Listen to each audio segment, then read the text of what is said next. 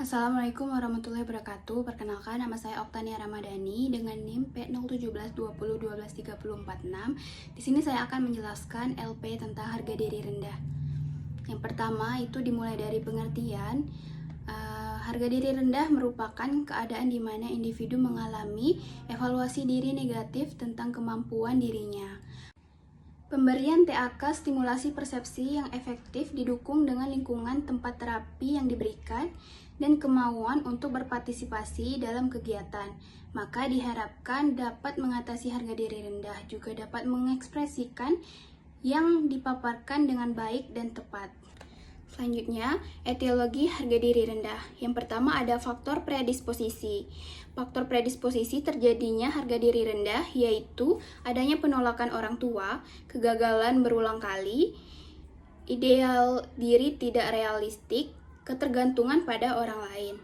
Untuk faktor presipitasinya, yaitu terjadinya harga diri rendah yaitu gangguan citra tubuh seperti hilangnya sebagian anggota tubuh dan perubahan penampilan atau bentuk badan. Tanda dan gejala HDR, yang pertama itu penurunan produktivitas, tidak berani menatap lawan bicara, lebih banyak menundukkan kepala saat berinteraksi, bicara lambat dengan nada suara lemah, bimbang, perilaku yang non-asertif, mengekspresikan tidak berdaya dan tidak berguna, mengkritik diri sendiri dan orang lain, mudah tersinggung atau marah yang berlebihan, pandangan hidup yang bertentangan, psikopatologi yaitu malu terhadap diri sendiri karena kegagalan yang dialaminya. Untuk rentang responnya yaitu yang pertama ada aktualisasi diri, pengungkapan pertanyaan atau kepuasan dari konsep diri positif. Yang kedua, konsep diri positif dapat menerima kondisi dirinya sesuai dengan yang diharapkannya dan sesuai dengan kenyataan. Yang tiga, harga diri rendah. Perasaan negatif terhadap diri sendiri, hilang kepercayaan diri, merasa gagal mencapai tujuan. Yang keempat, keracunan identitas, yaitu ketidakmampuan individu mengidentifikasi aspek psikologis pada masa dewasa, sifat kepribadian yang bertentangan, perasaan hampa, dan lain-lain. Yang kelima, depersonalisasi atau merasa asing terhadap diri sendiri, kehilangan identitas, misalnya malu dan sedih karena orang lain.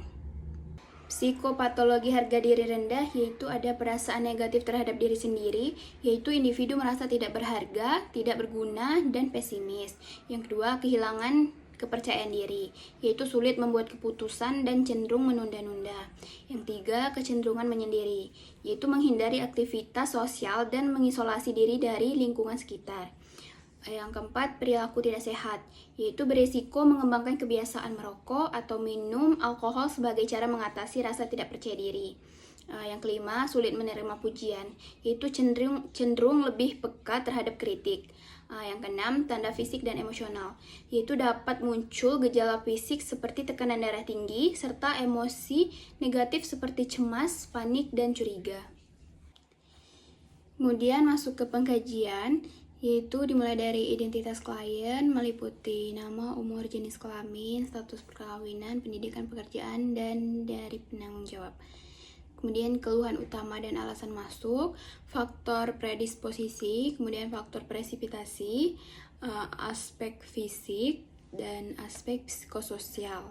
Kemudian spiritual, kebutuhan persiapan pulang, mekanisme coping, masalah psikososial dan lingkungan, pengetahuan, dan aspek medis. Kemudian masuk ke diagnosa keperawatannya, yaitu ada gangguan konsep diri, harga diri rendah, kemudian kerusakan interaksi sosial atau menarik diri, kemudian gangguan persepsi sensori atau halusinasi, dan defisit perawatan diri.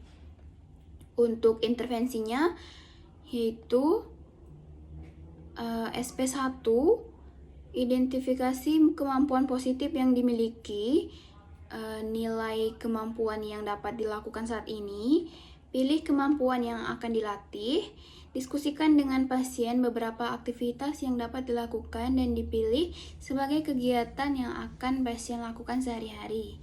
Kemudian bantu pasien menetapkan aktivitas mana yang dapat pasien lakukan secara mandiri. Nilai kemampuan pertama yang telah dipilih, masukkan dalam jadwal kegiatan pasien. Kemudian untuk SP2 yaitu evaluasi kegiatan yang lalu yaitu SP1. Kemudian pilih kemampuan kedua yang dapat dilakukan, latih kemampuan yang dipilih dan masukkan dalam jadwal kegiatan. Kemudian SP3-nya yaitu evaluasi kegiatan yang lalu yaitu SP1 dan SP2. Memilih kemampuan ketiga yang dapat dilakukan dan masukkan dalam jadwal latihan. Baik, itu saja yang dapat saya sampaikan terkait laporan pendahuluan keperawatan jiwa tentang harga diri rendah. Saya akhiri, wassalamualaikum warahmatullahi wabarakatuh.